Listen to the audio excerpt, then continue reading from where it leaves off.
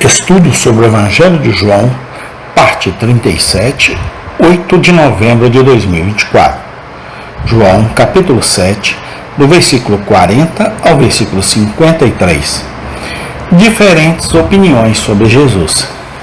Então muitos da multidão, ouvindo esta palavra, diziam: verdadeiramente este é o profeta.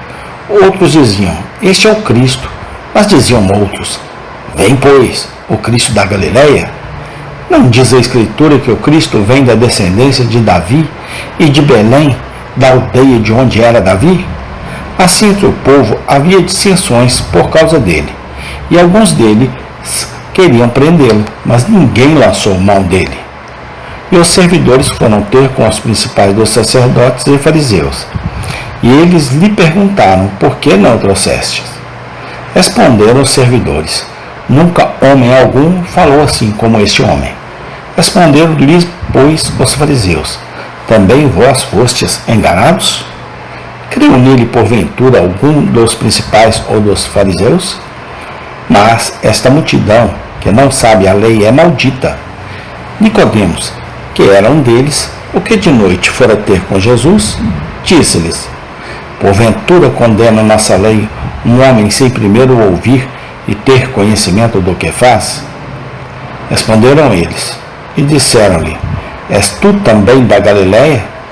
Examina, e verás que da Galileia nenhum profeta surgiu. E cada um foi para sua casa. João 7, 40 a 53.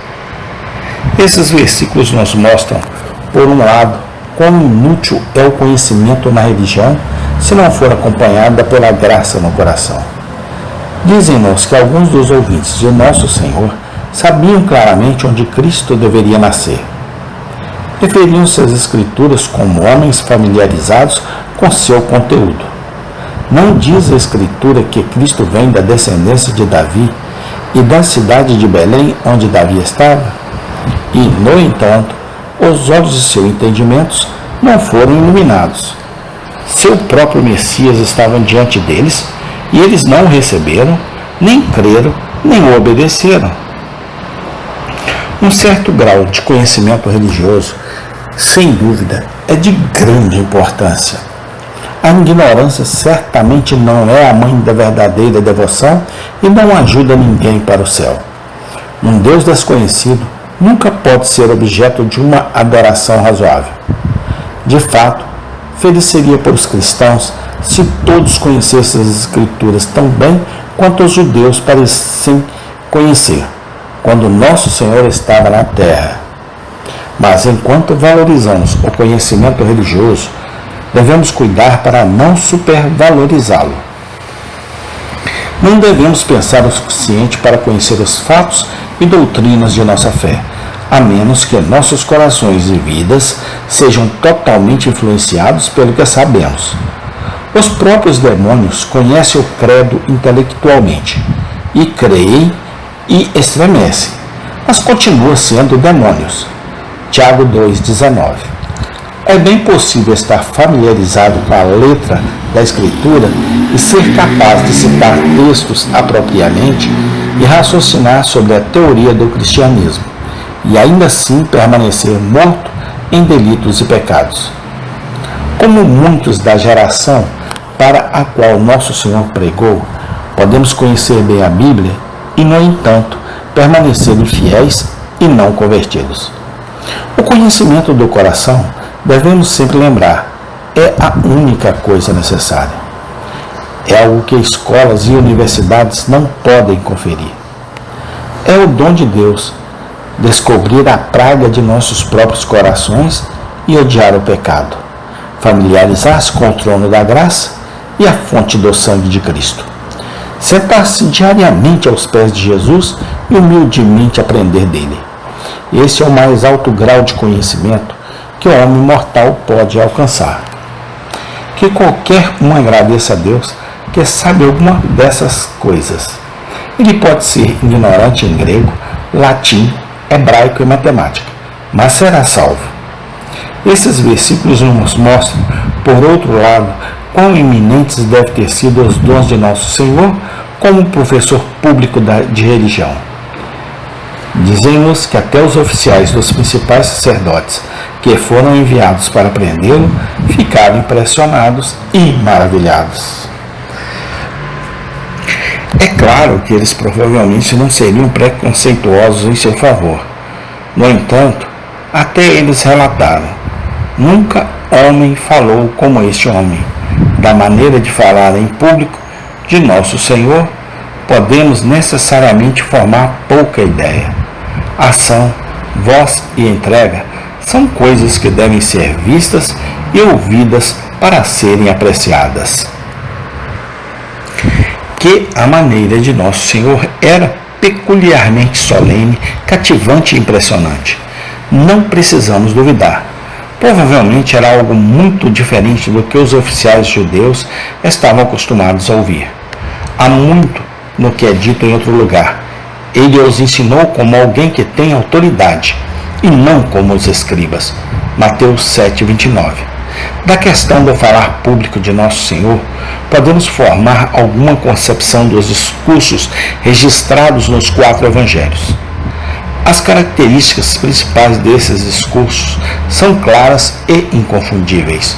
O mundo nunca viu nada como eles, desde que o dom da fala foi dado ao homem. Eles geralmente contêm verdades profundas que não temos como entender, mas eles geralmente contêm coisas simples que até uma criança pode entender. Eles são ousados e francos em denunciar os pecados nacionais e eclesiásticos, e ainda assim são sábios e discretos em nunca ofender sem necessidade. São fiéis e diretos em suas advertências, mas amorosos e ternos em seus convites. Para uma combinação de poder e simplicidade, de coragem e prudência, de fidelidade e ternura, podemos muito bem dizer: nunca homem falou como este homem. Seria bom para a Igreja de Cristo se ministros e professores de religião se reforçassem mais para falar segundo o padrão de seu Senhor. Deixe-os lembrar que a linguagem bombástica é um estilo sensacional e teatral de tratamento, são totalmente diferentes de seu mestre. Que eles percebam que uma simplicidade eloquente é a mais alta conquista de falar em público. Disto, seu mestre deixou-lhes um exemplo glorioso. Certamente eles nunca precisam se envergonhar de andar em seus passos. Esses versículos nos mostram, finalmente, quão lenta e gradualmente a obra da graça continua em alguns corações. É-nos dito que Nicodemo se levantou no conselho dos inimigos de nosso Senhor e suavemente alegou que ele merecia um tratamento justo. A nossa lei julga algum homem? Perguntou ele, antes de ouvi-lo e saber o que ele faz. Este mesmo Nicodemos, devemos lembrar, é o homem que 18 meses antes veio a Nosso Senhor à noite como um inquiridor ignorante. Ele evidentemente sabia pouco então, e não ousou vir a Cristo em dia aberto.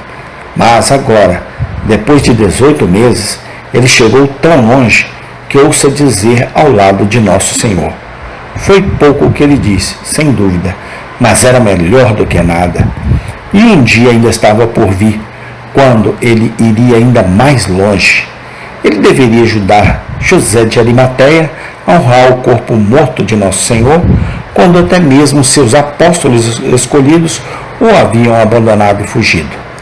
O caso de Nicodemos está cheio de instruções úteis. Ensina-nos que há diversidade na operação do Espírito Santo. Sem dúvida, todos são conduzidos ao mesmo Salvador, mas nem todos são conduzidos exatamente da mesma maneira.